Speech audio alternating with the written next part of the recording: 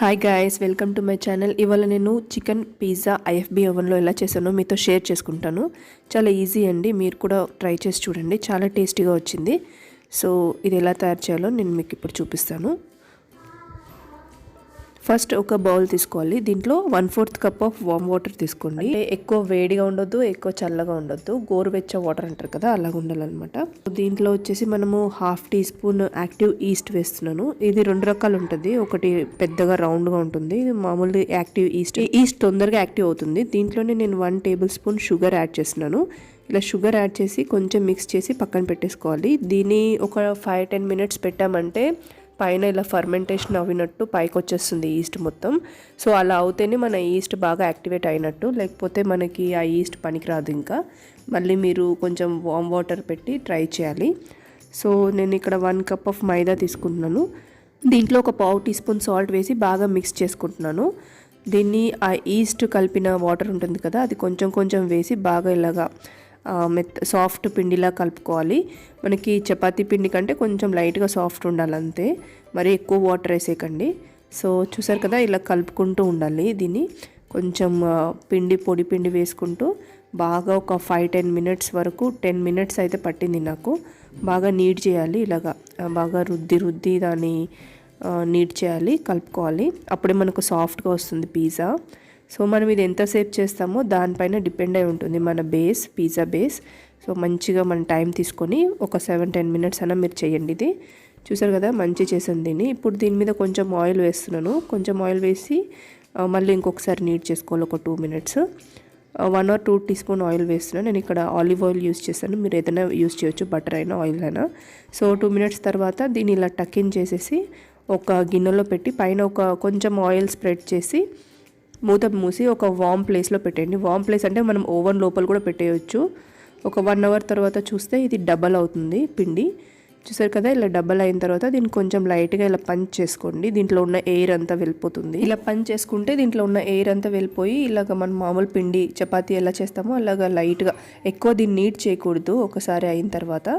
So దీన్ని చపాతీ కంటే కొంచెం లైట్గా థిక్గా చేసుకోండి. మరీ ఎక్కువ థిక్ చేసుకుంటే ఏంటంటే బేస్ కిందంతా పచ్చిగా ఉంటుంది. మనం ఉట్టి బేస్ తయారు చేసి తర్వాత పిజ్జా చేసుకునేలా ఉంటే కొంచెం థిక్గా చేసుకోవచ్చు. కానీ ఇక్కడ ఏం చేస్తున్నామంటే ఫస్ట్ మనము బేస్తో పాటు పిజ్జా చేస్తున్నాం కాబట్టి కొంచెం లైట్గా థిన్గా చేసుకుంటున్నాను. చూడండి, చపాతీ కంటే కొంచెం థిక్ ఉంటే సరిపోతుంది. పిజ్జాకి మనకు ఒక ప్యాన్ ఇస్తారు కదా పిజ్జా అండ్ కుకీస్ చేసుకోవడానికి, దాని మీద ఆయిల్ బ్రష్ చేసుకొని ఈ పిజ్జా డో వేసుకుంటున్నాను. దీన్ని ఇలా ముందుకు అనుకుంటూ సైడ్స్లోకి ఇలా ముందుకు అనుకుంటూ మనము కొంచెం థిక్ చేసుకోవాలి. సైడ్స్ ఎడ్జెస్ అన్నీ మనకి ఫోర్క్ తీసుకొని ఇలా గుచ్చుకోవాలన్నమాట మొత్తము దానంతా. సో దట్ అది మనకి చపాతీలాగా పొంగదు పిజ్జా అయినప్పుడు, లేకపోతే మనకి ఏమవుతుంది, బన్ లాగా అయిపోతుంది, లోపలంతా ఇలా పొంగుతున్నట్టు అయిపోతుంది. సో మనం అందుకని ఇలాగా ఫోర్క్ తోటి పొడుచుకోవాలి దీన్ని. సో అండ్ మనకి పిజ్జా సాస్ అవైలబుల్లో ఉంటుంది కదా మార్కెట్లో, మనకి పిజ్జా సాస్ అన్న డైరెక్ట్గా వేసుకోవచ్చు, లేకపోతే మీరు ఇంట్లో కూడా చేసుకోవచ్చు పిజ్జా సాస్.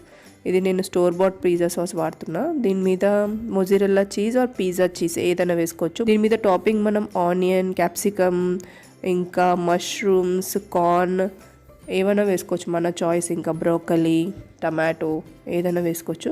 సో నేను ఓన్లీ క్యాప్సికమ్ ఇంకా ఆనియన్ వేసుకుంటున్నాను ఇక్కడ. ఇంకా దీని మీద ఇప్పుడు నేను చికెన్ పిజ్జా కదా, సో చికెన్ని ఆల్రెడీ లైట్గా ఆయిల్లో సాల్ట్ ఇంకా కారం పొడి వేసి ఫ్రై చేశాను. జస్ట్ 1 స్పూన్ ఆయిల్లో ఫ్రై చేశాను, కొంచెం ఆ వాటర్ అంతా పోయే వరకు ఫ్రై చేసి దీన్ని ఇప్పుడు దీని మీద పెట్టుకుంటున్నాను పిజ్జా మీద. దీని మీద ఇంకా కొంచెం ఎక్స్ట్రా చీజ్ వేస్తున్నాను.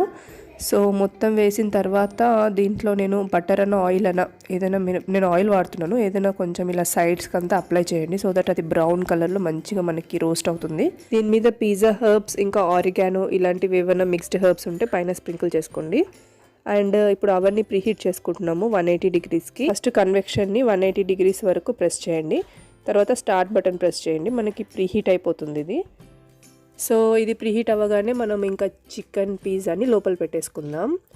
లోపల పెట్టేసుకొని దీంట్లో టైం సెట్ చేశాను. నేనైతే 30 మినిట్స్ అని ఇచ్చాను ఇక్కడ చూసినట్టయితే, కానీ కరెక్ట్గా 17 మినిట్స్లో మనకి పిజ్జా రెడీ అయిపోయింది. ఒక 15 మినిట్స్ తర్వాత ఒకసారి చెక్ చేసుకోండి, బయట అంతా బ్రౌన్ కలర్. మీరు ఎక్కువసేపు ఉంచేసారంటే మళ్ళీ మాడిపోతుంది పిజ్జా. సో 15 మినిట్స్ తర్వాత చెక్ చేసుకోండి. నేను 30 మినిట్స్ అని ఇచ్చాను, కానీ కరెక్ట్గా 17 మినిట్స్కి చూసినట్టయితే పిజ్జా రెడీ అయిపోయింది. చూసారు కదా, వావ్, యమ్మీ పిజ్జా రెడీ అయిపోయింది. చాలా టేస్టీగా వచ్చింది. బయట మనం ఎలా ఉంటుందో అలాగే వచ్చింది. చూసినట్టయితే ఇది మొత్తం క్రస్టీగా మీకు చూపిస్తాను ఓపెన్ చేసి. దీన్ని ప్లేట్లో పెట్టి కట్ చేద్దాం అనుకున్నా, కానీ మొత్తం ఆ ప్లేట్ అంతా స్క్రాచెస్ అయిపోతుంది కదా. సో నేను ఇది వేరే ప్లేట్లో ట్రాన్స్ఫర్ చేసుకొని తర్వాత మీకు కట్ చేసి చూపిస్తాను. చూడండి, ఇక్కడ కింద కూడా మనకు బేస్ బాగా కుక్ అయింది. కానీ ఇంకొకటి ఏంటంటే, మనం డైరెక్ట్గా పిజ్జా బేస్తో చేసినట్టయితే మనకి అది స్టిఫ్గా బాగా వస్తుంది. ఇలాగా బేస్ లేకుండా డైరెక్ట్గా మనం పిజ్జా చేసినట్టయితే కొంచెం లైట్గా సాఫ్ట్గా ఉంటుంది పిండి. మనకు పిజ్జా కట్టర్ ఉంటే ఈజీగా వచ్చేస్తుంది. ఈ చాక్తో కొంచెం కష్టంగానే ఉండింది కట్ చేయడానికి. చూడండి ఎంత బాగా వచ్చిందో, సూపర్ వచ్చింది, యమ్మీ వచ్చింది పిజ్జా. మా కిడ్స్ అయితే చాలా లవ్ చేశారు. చాలా టేస్టీగా వచ్చింది ఈ పిజ్జా. మీరు కూడా తప్పకుండా ట్రై చేసి చూడండి. కింద అంతా బాగా కుక్ అయింది. చాలా బాగా వస్తుంది ఈ పిజ్జా. మీకు ఎలా వచ్చిందో నాతో షేర్ చేసుకోండి. అండ్ మీకు ఏమైనా డౌట్స్ ఉంటే కింద కమెంట్ చేయండి, నేను రిప్లై చేస్తాను. Thank you so much for supporting me. Thank you so much for watching my videos. See you in my next video. Until then, take care. Have a nice day. And please don't forget to subscribe to my channel. Thank you all. Bye.